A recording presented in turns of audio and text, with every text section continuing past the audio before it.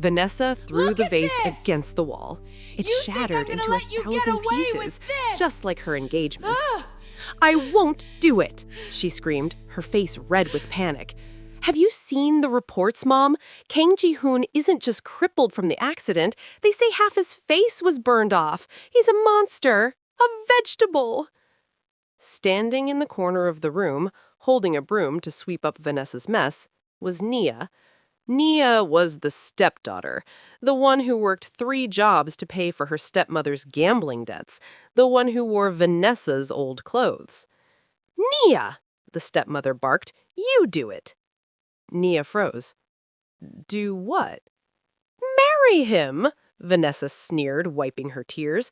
The Kang family doesn't care which daughter it is. They just want a wife to nurse their dying heir. If you do this, I'll wipe your dad's medical debt. All of it. Nia looked at the contract. It was a death sentence. Marry a man rumored to be a violent, disfigured recluse. But her father needed surgery. Fine, Nia whispered. I'll marry the monster. The wedding wasn't a wedding. It was a transaction. There were no guests, just a lawyer, and a car waiting to take Nia to the dark mansion on the hill. Vanessa waved goodbye from the driveway, laughing. Good luck, sister. Don't let him bite you. She thought she had dodged a bullet. She thought she had sent Nia to hell. She was wrong. Nia arrived at the Kang estate. It was massive, cold, and dark. The servants looked at her with pity. She was led to the master bedroom. The curtains were drawn.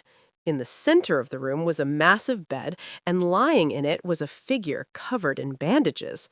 Standing next to the bed was a tall man wearing a black mask and a chauffeur's uniform. He had cold, sharp eyes. I am Kim, the man said. His voice was deep, rough. I am Mr. Kang's personal attendant. He does not speak. He does not wish to be seen. You will sleep in the guest room. You are a wife in name only. Nia looked at the masked driver, then at the bandaged figure in the bed. I signed a contract, Nia said steadily. I am his wife. I will take care of him. Driver Kim scoffed. You are here for the money, just like the others. I'm here because I keep my promises, Nia said, walking past him to open the curtains, and the first thing this room needs is some light. Driver Kim watched her, his eyes narrowing behind the mask. He expected fear. He expected greed. He didn't expect her. For 3 weeks, Nia lived with a ghost. She cleaned the sick husband's room. She read books aloud to the bandaged figure, which was actually just pillows arranged by Driver Kim. But the person she actually spent time with was Kim. Kim drove her to the market. Kim stood guard while she gardened. Kim watched her every move.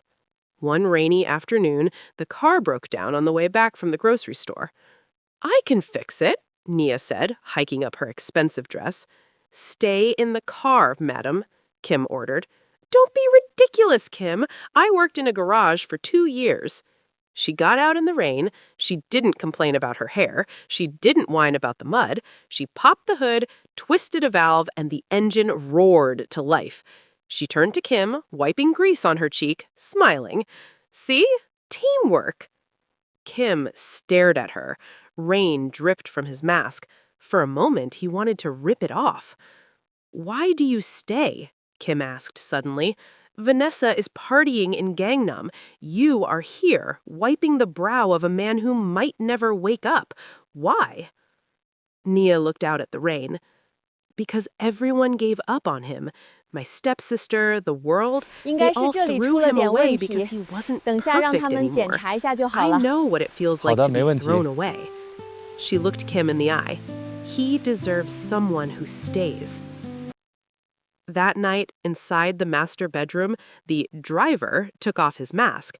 He looked in the mirror. There were no scars. There were no burns. Kang Ji-Hoon was breathtakingly handsome. The accident had been a lie. The bandages were a test to see who would stick around when the money and the looks were gone. He touched the mirror. He stayed, he whispered. The next morning, things changed. The driver, Kim, started bringing Nia her favorite flowers. He started translating messages from the husband. Mr. Kang says you look beautiful today, Kim said, holding the car door open, his ears turning red. Did he really say that? Or do you think I look beautiful, Kim? The tension between them was electric. Nia was falling in love, not with the billionaire husband she had never met, but with the grumpy, protective driver who shadowed her every move. She felt guilty. She was a married woman. Kim, I can't do this. I have a husband. Kim took a step closer. Do you love your husband? I respect him, but I don't know him. What if, Kim's voice dropped to a whisper, what if he is closer than you think? While Nia was falling in love, Vanessa was running out of money. The stepsister had burned through her savings.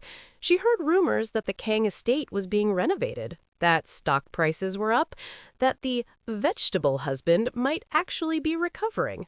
She showed up at the gates screaming, "Let me in! I am the real wife! There was a mistake!"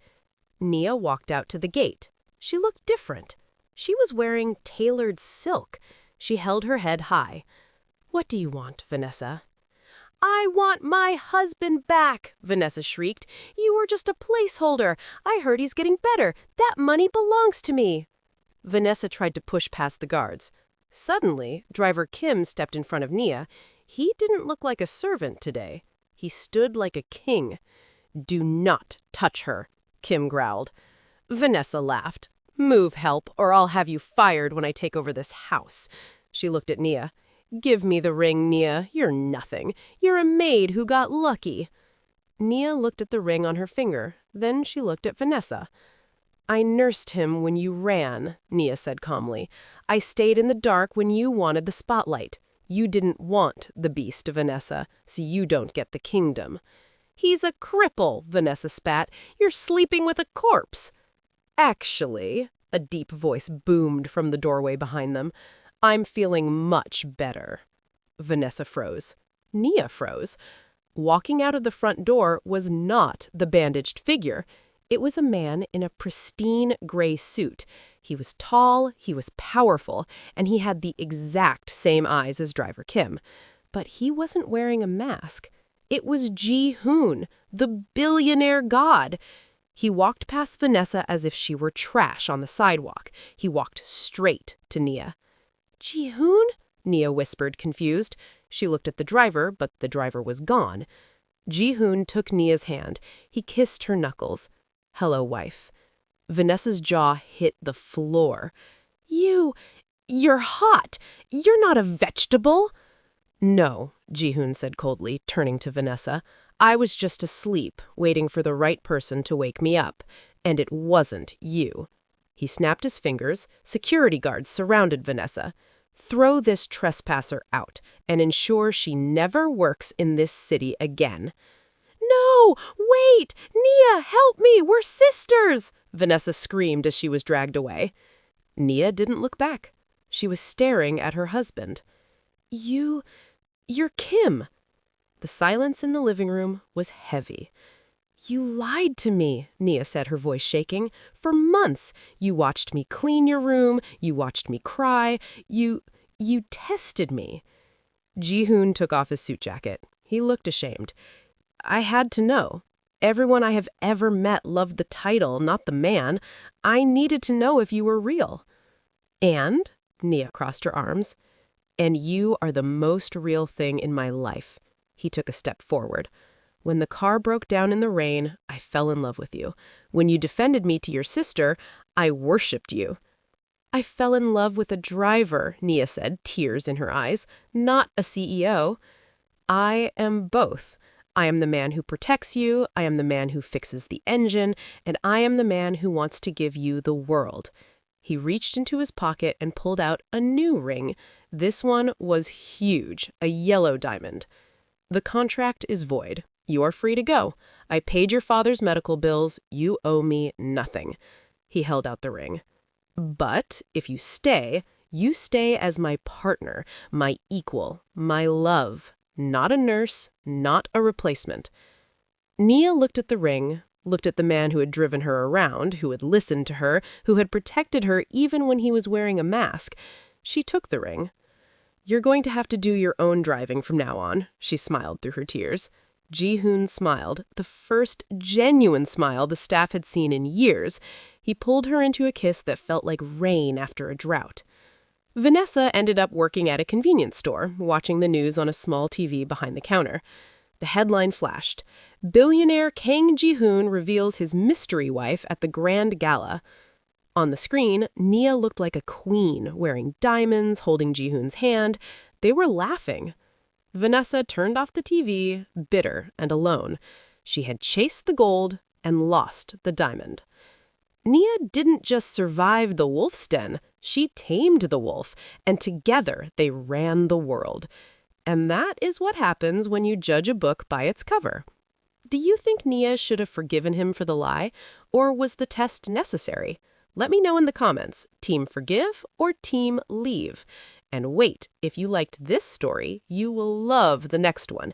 Imagine this: a poor bakery girl saves a homeless man, but the homeless man is actually a prince with amnesia. Hit that subscribe button and turn on the bell so you don't miss the Beggar Prince coming out tomorrow.